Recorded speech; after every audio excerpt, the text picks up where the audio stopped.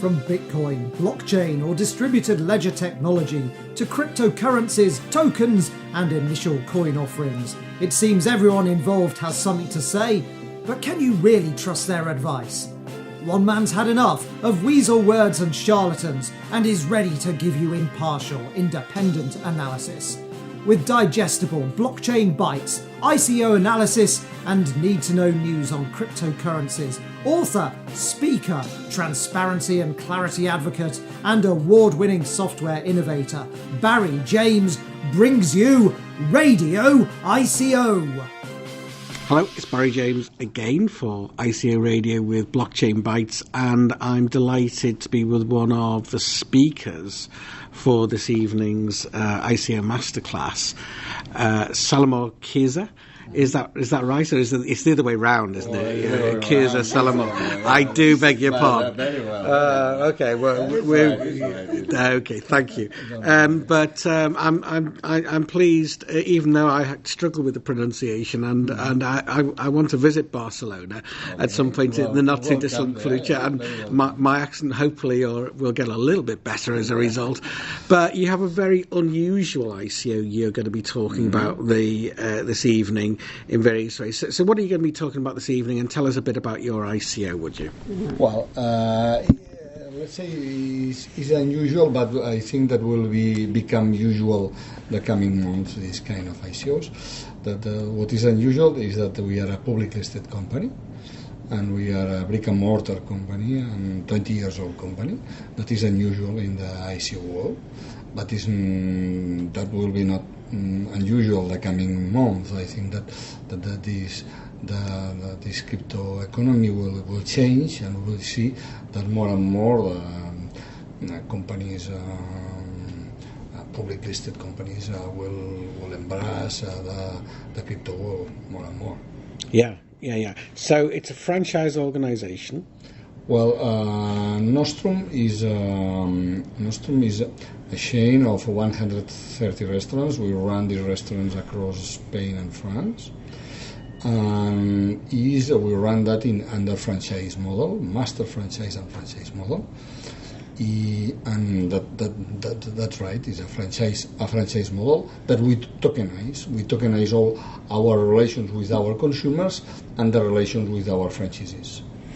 And what led you to this? What made you, come to this tokenization ICO model? Well, we approached the cryptocurrency because we have seen that there is a very interesting model to found our franchisees and our master franchisees, because we have a very important challenge for the coming years. We want to become the first European-born quick service restaurant, and to do that we need a quite nice sum of funds. And we find that the cryptocurrency a nice way to help these people. But when we dive in the cryptocurrency, we have realized more than it's not only about funding, but it's also about technology, and will bring a new idea, a new technology that will change the franchise world, that we name crypto franchise. It's a new way of franchising that is a game changer in the franchise industry. So you're seeing that in the future other people are going to be using this crypto franchising model? Yeah, I'm pretty sure. Because what you get with blockchain and what you get with this model that we are setting up, you cannot get with technologies. Or you can get it, but with very complex models. And what is doing the blockchain is simplifying what you get with other models. And in essence, what is that? What is it that's simplifying? It's very easy. Blockchain is about building communities, and in essence is that. It's a tool that helps to share the values in between the community, and to share the core values of the company and the value that you generate in the community in a very, very easy way. And that's in essence what is related to crypto Okay. That's So Nostrum, where can people find you? Where? Where can people find you? On the web? Nostrum is now based in Barcelona. You will find 50 Nostrums there, 50 Nostrums in Barcelona city, but also in Madrid. We have a lot of restaurants, other city in other Spanish cities in the north of Spain. Also in France, we are in several cities now. We are in Paris. We have 5 outlets in Paris, in Champs-Élysées. We have a restaurant in Champs-Élysées. We are very proud of to have there. Also Bordeaux, Montpellier, Nice, Lyon, different cities around France. We are present now. Okay. But if someone wants to come and find you on the web, where should they come? Well, the website for Nostrum is nostrum.eu of Europe. Yeah. Or you can, if you look for the ICO, is mealtoken.io. Mealtoken.io and nostrum.eu. Yeah. Okay, thank you very much for that information, and we'll be watching with great interest because there's lots of businesses that could benefit from the trail that you're blazing. Okay, thank you very much. Thank you. So it's Barry James again for ICO Radio Blockchain Bytes, and this evening, as part of the ICO Masterclass here at DLA Piper, Rick O'Neill of Look, Touch and Feel is going to be talking a bit about ICOs and marketing and how that works. Welcome, Rick. Thank you very much. So, Look, Touch and Feel. Tell us about that and about what you do. Okay, so Look, Touch and Feel is a digital agency specialising in digital marketing. And it turns 10 this June. And through a chance meeting in 2017, we happened into the ICO space. And so we've been working on several projects in that space, building communities and followings around ICO token sales and campaigns. And we've been asked here this evening to talk about some of the things we've learnt in what will be the first 2,000 hours of that process. So to impart some of that insight and knowledge that we've picked up along the way. Okay, so obviously ICOs haven't been around for 10 years. Nope. So, this is a little bit different, I guess. Well, maybe talk us through a little bit about, how different is it, in what ways is it different, and maybe some of your experience as well. Yeah, sure. So they are different, but the good news is that we've found that the 45,000 hours we'd done previously mostly applies. So that was a relief. So does that mean everyone who's done marketing before can do this? It means that it's going to take a couple of thousand hours to get to the point we're at. Mm-hmm. Some of the challenges that have cropped up even part-way through campaigns and in between campaigns have meant that, to get up to speed, it takes a bit of doing. It's a different kind of sector, different communities, different audiences. But the skills that do apply are the sort of rigour behind writing the strategies, being adaptable when things change in a certain market or environment. Yeah. So touching upon things like the pay-per-click bans that we're seeing at the moment. Facebook has made its position abundantly clear on anything to do with ICOs, and Twitter have followed suit. They are starting to deactivate accounts that are advertising anything to do with ICOs. Google have said they'll ban it from June onwards, and we're hearing that MailChimp is now removing accounts that are sending email campaigns to do with ICOs. So fairly hostile environment for a marketer. And so one of the things we've been doing is adapting and working around those things. So one of the ways that we've been doing that is altering the content and the focus of the sort of push-out content. Mm-hmm. So not so much about token sale starts on X and buy this, etc., but more about the use cases of the product, the platform, attracting real users to alpha demos, that kind of thing. Because obviously the days of we have a white paper and that's about it are long gone. So now it's about focusing on some kind of demo of your actual product. And for those of us who have been in business a long time, that sounds pretty obvious. But some of the clients we're working with are in their early 20s, and this ICO business is their first ever business. And so the idea that they have to actually start building it before they can get the money to build it is a bit of a shock. And the idea that they should sleep under their desk until it's done puts some of them out, but they've got to do the work, right? So, we've changed the strategies that we're working on with these people throughout and partway through sometimes, excuse me, to move away from just driving traffic to the ICO to picking up users for demos, and then going back out to the market with that as good news stories. So we've picked up X thousand users for our app or demo. That creates a whole PR story. It gives massive credibility to the project, and it reassures people who may have been about to invest but weren't sure. And the other thing that kind of comes with that is that the communities we're growing are part then users, and so bigger advocates of the project, and that size of community and that loyalty and engagement again gives you big credibility with investors. So it's no longer the case that your money that you're seeking to raise will come from that community, but that community will give you what you need to get the investment. So it will be one of the things on the checklist from the bigger investors. How many people in their Telegram group? How many people are following them? How active and engaged are their community? So those are things we're focusing on. Yeah, it's a really interesting echo of what we see in the crowdfunding world. In fact, we have a model called the Mint model, because it looks like a polo mint, that actually recognises those factors and those communities. And it's my show, so I can mention my book called New Routes to Funding, which talks about the Mint model. But this is a fast change, so it's a fast changing world. It's not only different to what's gone before, but it's changing at the moment.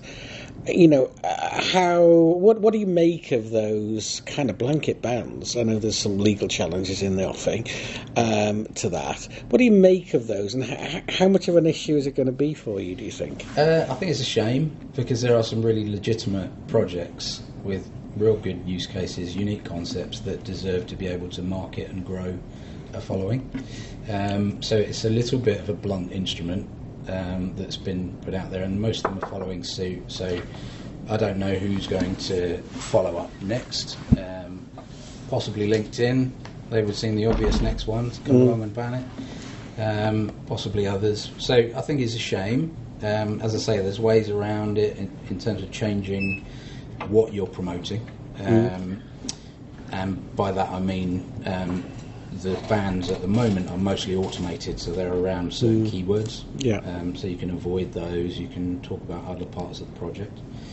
Fast moving it really is, because in a project we were working on in February, a pre-token sale, 80% of the traffic we were driving was coming from Facebook ads. In a project we're running now, it's going to be about 3%. Wow. That's over 7-8 weeks. Big change, very fast. Very fast. So you've got to stay on top of it. But you mentioned, we spoke a little earlier, that you've done a number of these campaigns. Can you tell us a little bit about the background and what you have been doing? Yeah. So one of the projects I was talking about that happened in February, they've actually completed their pre-sale, and they're about to do in a couple of months their public sale. There's a company called Triforce, and they're in the video game sector. And what they're seeking to do is become the universal gaming currency built on the Ethereum platform.